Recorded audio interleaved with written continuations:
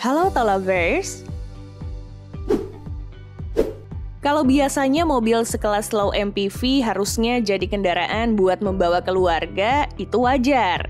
Ya karena mobil di kelas ini memang punya kabin yang cukup luas untuk menampung banyak penumpang beserta barang bawaannya. Tapi gimana jadinya kalau mobil di kelas ini malah jumping sana-sini terus belok patah di trek tanah buat ikutan ajang balap rally? Emang bisa? Iya bisa dong. Uniknya, di dunia ini cuma ada satu mobil yang bisa melakukan hal kayak gitu. Yap, mobil tersebut adalah Mitsubishi Xpander AP4. Tentu saja, karena peruntukannya udah beda sama Quadratnya, jelas banget kalau ini udah beda nyaris 90% sama aslinya. Bisa dibilang kalau ini tinggal bodinya doang yang mirip. Mobil ini sendiri pertama kali menampakkan wajah saat masih dalam bentuk konsep di Indonesia pada gelaran IIMS 2019. Publik dibuat takjub, di Indonesia belum pernah ada LMPV yang tampakannya kayak gini.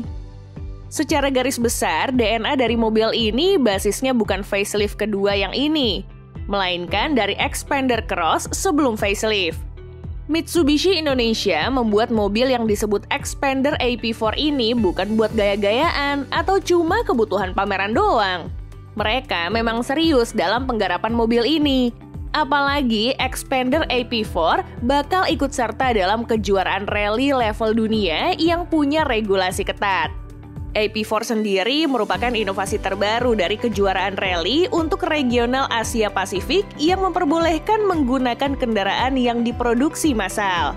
Mobil yang digunakan oleh pereli nasional Rifat Sungkar ini dalam aturan kejuaraan tersebut diperbolehkan untuk melakukan modifikasi asal sesuai dengan regulasi yang berlaku.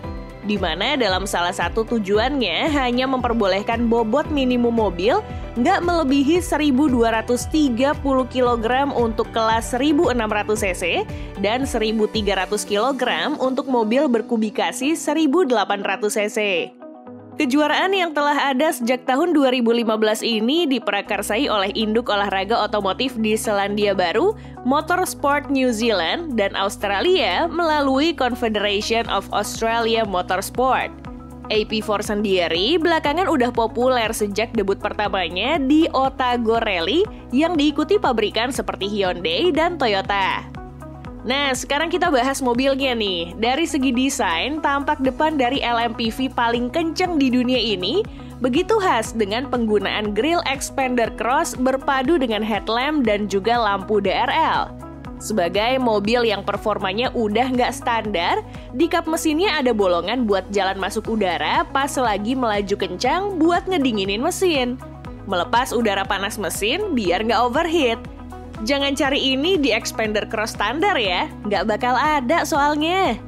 Di bawahnya juga beda, bumpernya dibikin khusus dari material karbon Kevlar yang pastinya lebih kuat biar kalau nyusruk di trek mobilnya nggak kenapa-napa.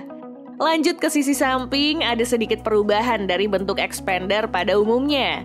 Bentuk fendernya dibikin sedikit lebih menonjol karena lebar trek bannya udah beda sama standar mobilnya. Nah, mumpung lagi ngomongin ban nih, bagian kaki-kakinya menggunakan velg Speedline Course berukuran 15 inci yang dibalut dengan ban khusus rally Delium Pro berukuran 205/65.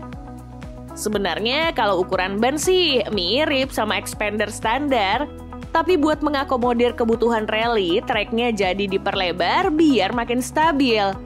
Makanya lebar mobil ini secara keseluruhan jadi nambah sekitar 7 cm. Bukan cuma lebar trek aja yang berubah, settingan kaki-kaki mobil ini disesuaikan dengan penggunaannya di medan berat. Jangan ngarep mobil ini masih senyaman yang standar ya, apalagi Xpander kan punya bantingan suspensi paling top di kelasnya. Ini udah keras banget. Itu gara-gara shock absorber, per, dan segala teman-temannya diganti pakai yang heavy duty dengan travel suspensi yang udah beda. Sisanya mirip sih, paling cuma spionnya yang jadi kecil karena ngejar aerodinamika yang bagus. Tahu sendiri kan, spion Xpander asli segede gaban. Oh iya, di atas sini juga ada lubang pipi. Ada yang tahu buat apa? Tulis di kolom komen ya. Mundur ke belakang, kita bakal nemuin spoiler yang gede banget. Ini bukan modif norak ya, tapi untuk mendukung sistem aerodinamik pada mobil. Begitu pula dengan diffuser belakang yang tujuannya juga sama. Sebagai mobil yang khusus digunakan di ajang rally yang mengutamakan kecepatan, interiornya udah disulap buat menyesuaikan dengan kebutuhan, lengkap dengan roll bar, setir hingga penggunaan jok racing. Jangan cari apa yang sama dengan expander standar, nyaris nggak ada. Oh iya, buat kamu yang nggak begitu familiar, besi-besi yang mengisi sekujur kabin mobil ini namanya adalah roll bar. Fungsinya untuk menjaga biar mobil ini tetap stabil. Maklum, rally kan nikung-nikung di kecepatan tinggi. Selain itu, kalau ada crash, roll bar ini bakal melindungi pebalap dan navigator juga biar nggak kenapa-napa. Cukup soal bentuk, sekarang waktunya ngomongin performa. Jangan harap mobil yang dibangun di Australia ini masih pakai mesin expander standar yang berkapasitas 1500 cc itu. Buat ngelawan kompetitornya aja, mesin yang cuma 104 horsepower itu rasanya kedodoran. Gimana mau ikutan rally coba? Makanya, ketimbang mesin tersebut dioprek dan makan banyak waktu serta biaya yang nggak sedikit, mending langsung ngambil dari Mitsubishi Lancer Evo 10. Mesin ini berkapasitas 1600 cc, 4 silinder turbo sesuai standar dari AP4. Tenang, yang dihasilkan pun gak main-main, mampu mencapai 300 horsepower hingga 340 horsepower.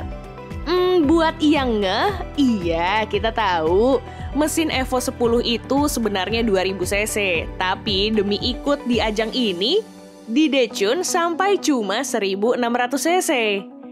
Sekedar informasi tambahan nih, sejak digunakan di berbagai kejuaraan, Rifat Sungkar bersama Mitsubishi Expander AP4 telah mempersembahkan hasil positif. Dalam ajang kejuaraan rally nasional, ia berhasil menjadi juara nasional di ajang Sprint Rally 2021.